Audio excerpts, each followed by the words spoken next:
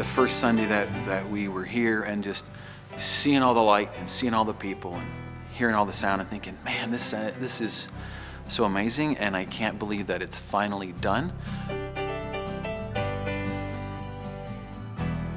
The light is beautiful, and I think you just feel like you want to come into it. It definitely kind of lifts your spirits up on a day that it's supposed to be lifted up.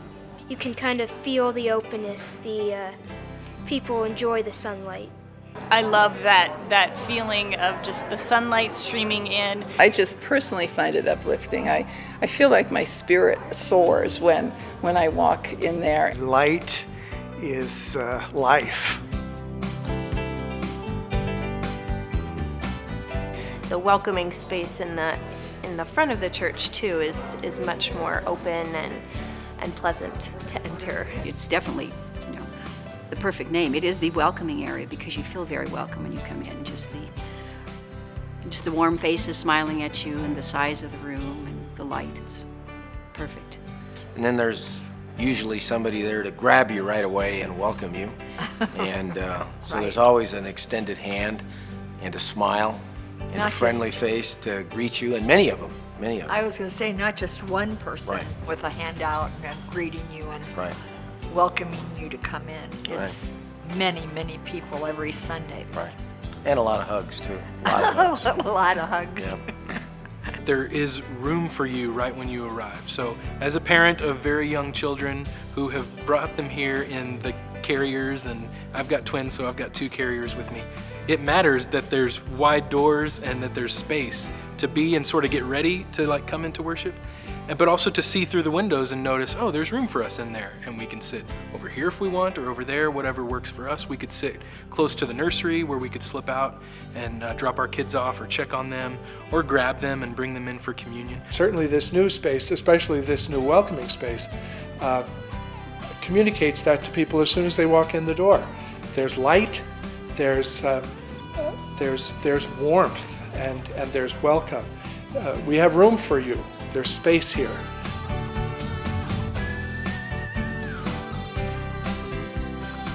I also miss the old place, the old sanctuary. I'm an old timer here, and I'm just so thankful that we also were able to keep Shepherd Hall and use it for fellowship.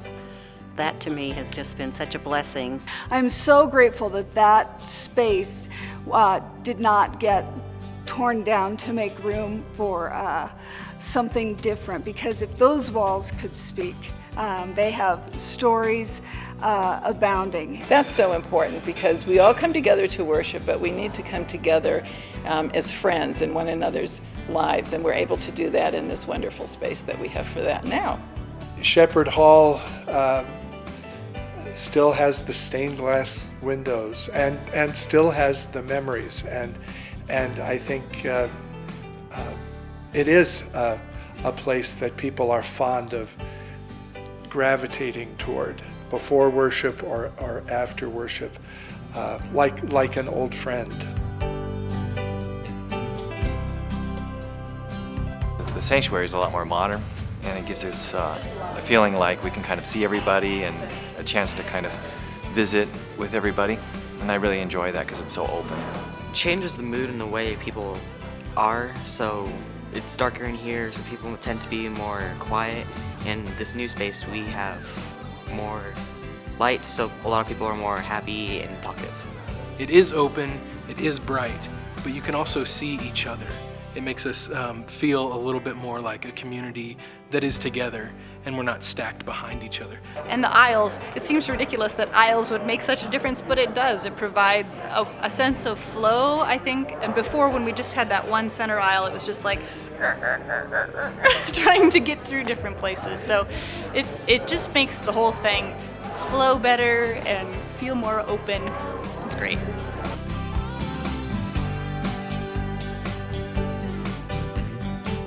The fabulous sound and the acoustics in there, it's spiritual, it's uplifting. And this room just sings. It's joyous. All the musicians that we've spoken to, when they come in here, they love the acoustics. They say this is a great venue for them. And the other huge benefit to this space is being able to have concerts in there. I conduct a community ensemble, Bella Voce. We have concerts in here once a year, and there's, again, a nice reverberant space for voices to soar out.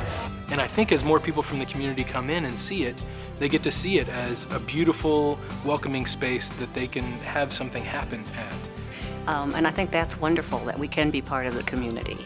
It's wonderful that we worship here and we're welcoming for everyone, but it's so neat to come to a concert here and realize how rearranged this room can become. We've always opened our doors, but now we have a space that also says you could do something here that is artistic or fun or celebratory or whatever milestone it is in life, and that the church wants to be a part of that for you.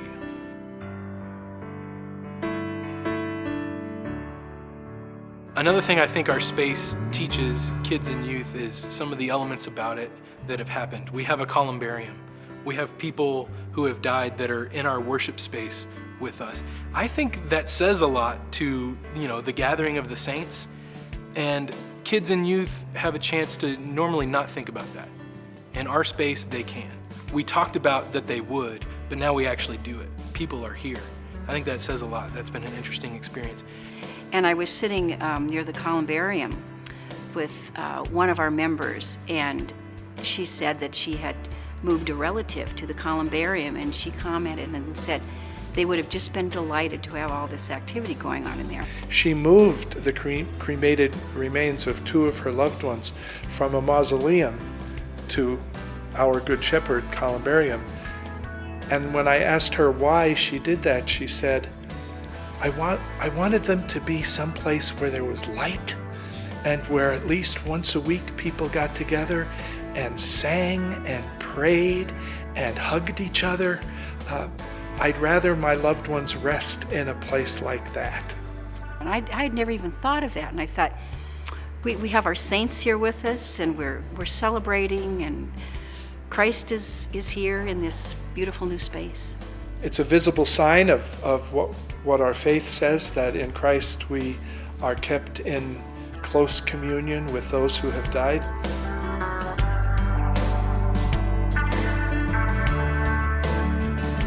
This church family is my second family. None of my family lives here. And so these people are my family, and my best friends are here. Well, I definitely think with the new space, we're more as a community now, because especially with Christmas and Easter services, you'd always have to sit outside the service and watch on a little television. While with the new space, even if you're sitting outside, you're still looking in through the window and watching the service proceed. I just like coming on Sunday morning. It feels like we've got a new house. We were looking for a long time and knew immediately when we walked in here that we had found what we were looking for. I really feel like it exudes pieces of who we are, even just with the way it's laid out. The walls, the light, the sounds that echo say so much, I think, about who we are as Good Shepherd, and hopefully like where we want to be as we go, who we want to be as people continuing the journey together. These new spaces are really in sync with the character of the congregation. They reflect who we are. When I came to this congregation in 1995, there were pictures on the wall, oh, this is the sanctuary we're going to build someday. And I kept hearing about it, we're going to someday. It seemed like we're just never going to get it done.